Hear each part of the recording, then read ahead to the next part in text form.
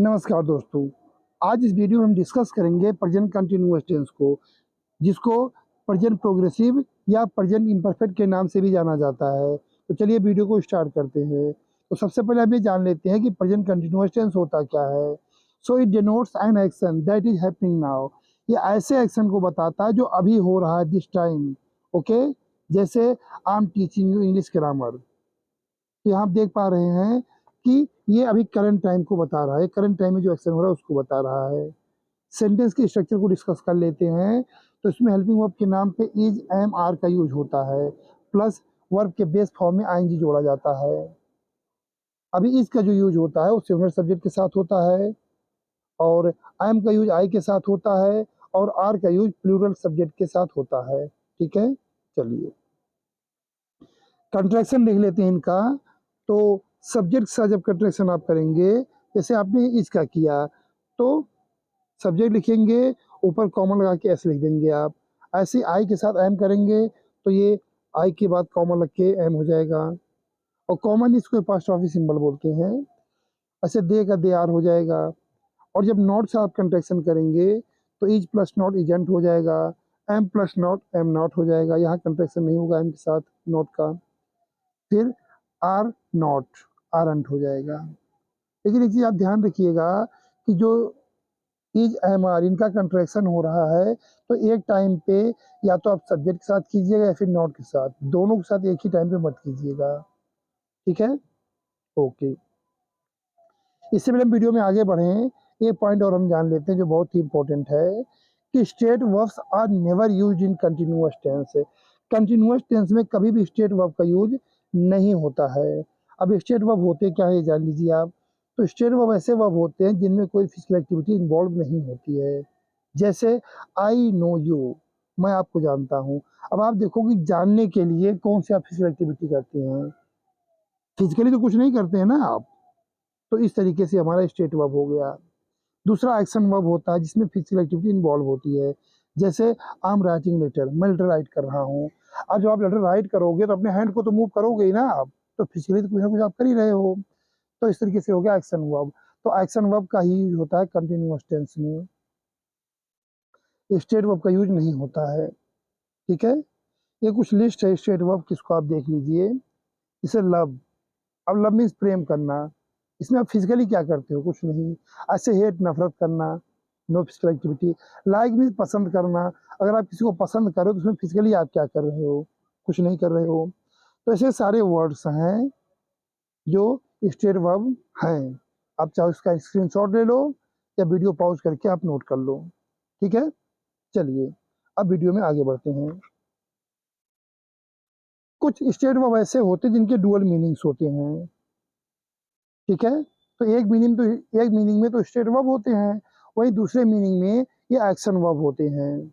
जैसे सी, सी का जो अपना जेन्युइन मीनिंग होता है वो होता है परसीव विद आईज, आंखों से देखना। तो इस केस में क्या है, ये स्टेट वर्ब है। जैसे I see what you are doing right now, तो यहाँ सी अगर स्टेट वर्ब है तो हमने इसको इंडेफिनिट टेंस में यूज कर लिया। ऐसे इसी का एक और मीनिंग होता है टू मीट, मिलना। तो इस केस में क्या है, ये एक्शन वर्ब है। तो फिर इसका हम यूज कंटिन्यूअस टेंस में कर सकते हैं। जैसे I am seeing the doctor tomorrow. ऐसे ही एक और वर्ब है हियर, हियर भी सुनना, परसीव विथ हियर, ये हमारा स्टेट वर्ब है। जैसे presently I hear a strange noise behind the wall. अब आप यहाँ देख रहे हैं इसका यूज हमने कंटिन्यूअस टेंस में नहीं किया। लेकिन हियर का एक और मीनिंग होता है हियरिंग इन द कोर्ट, जो कोर्ट में जैसे हमारे केस की सुनवाई करता है तो वो मीनिंग भी होता है। इस केस में क्या है, एक्शन वर्ब है, तो हम इसका यूज कर लेंगे कंटिन्यूअस टेंस में। जैसे टुडे द जज is hearing my case. Okay, चलिए और देखते हैं। ऐसे टेस्ट, टेस्ट का जो अपना जेन्युइन मीनिंग होता है वो होता है फ्लेवर, स्वाद किसी चीज का। जैसे ग्रेप्स टेस्ट सॉर, अंगूर खट्टे होते हैं। तो ये हमारा क्या है, ये स्टेट वर्ब है। लेकिन टेस्ट का एक और मीनिंग होता है परसीव फ्लेवर ऑफ समथिंग, किसी चीज का स्वाद चखना। तो इस केस में क्या है, ये एक्शन वर्ब है। तो हम यूज करेंगे इसका कंटिन्यूअस टेंस में। जैसे she is testing the soup, वो सूप को चख रही है, फिजिकली कुछ कर रही है ना। तो इस केस में क्या हो गया, ये एक्शन वर्ब है। ऐसे स्मेल का जो अपना जेन्युइन मीनिंग होता है वो गंध होता है, तो वो स्टेट वर्ब है। जैसे रोज स्मेल स्वीट, लेकिन स्मेल का एक मीनिंग और होता है, परसीव ओडोर ऑफ समथिंग, किसी चीज का गंध लेना। जब फिजिकली आप अप्रोच करते हैं किसी चीज का गंध लेने के लिए, तो इन दैट केस वो एक्शन वर्ब होता है। जैसे the dog is smelling the bag, अब डॉग फिजिकली जाकर के ना बैग को सूंघ रहा है, तो ये एक्शन वर्ब हो गया, तो कंटिन्यूअस टेंस में यूज होगा। ऐसे ही वर्ब है अपीयर।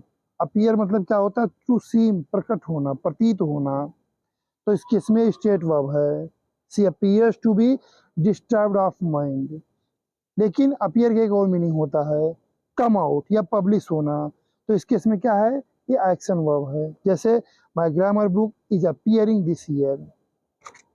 ऐसे हैव का जो अपना जेन्युइन मीनिंग होता है वो होता है ओन करना, किसी चीज को ओन करना या प्रोसेस करना, ये स्टेट वर्ब है। अच्छा, जब हम हैव की बात कर रहे होते हैं, ध्यान रखिएगा कि हम हैव तीनों की बात कर रहे होते हैं, ये इसके फॉर्म्स होते हैं, ठीक है। जैसे he has a big house, मतलब वो एक बड़े घर को ओन करता है, इस केस में स्टेट वर्ब है। लेकिन हैव का एक और मीनिंग होता है, ईट या ड्रिंक या स्पेंड टाइम, तो इस केस में क्या है, एक्शन वर्ब है। जैसे the children are having fun, okay.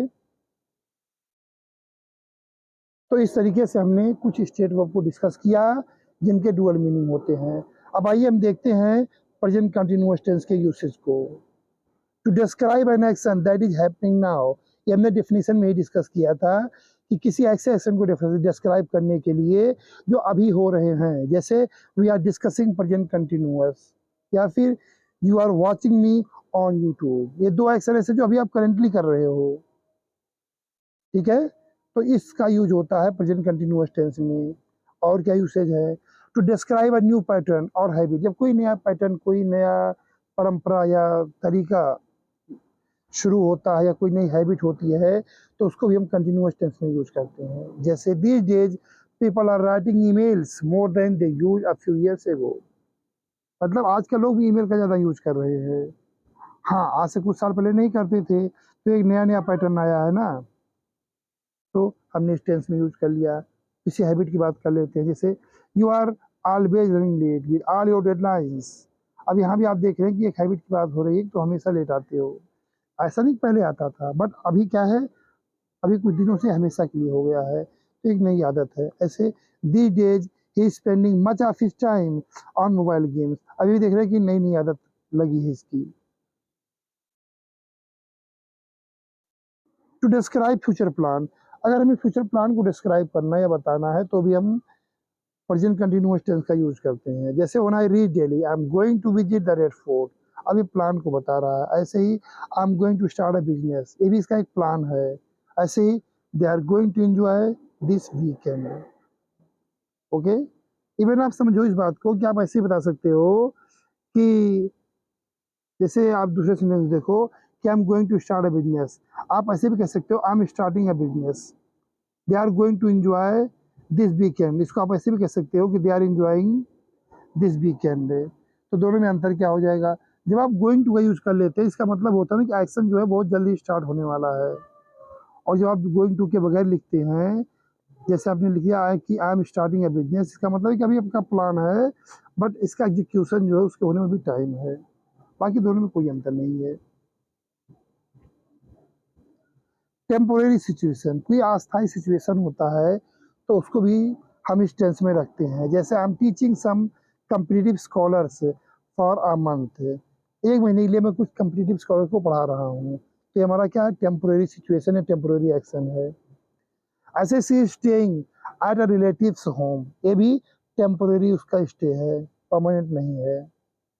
C is working in a printing press until she finds a job of her choice, जब तक उसके मन के कोई जॉब उसे नहीं मिल जाता है, तो अभी वो प्रिंटिंग प्रेस में काम कर रही है। तो यहाँ भी क्या है, टेम्पोररी तौर पे वो काम कर रही है, परमानेंट नहीं। तो इस तरीके से हमने प्रेजेंट कंटिन्यूअस के डिफरेंट यूसेज डिस्कस किए, और मुझे उम्मीद है कि सारे जो पॉइंट्स हैं वो आपको क्लियर हो गए होंगे। ठीक है, मिलते हैं नेक्स्ट वीडियो में।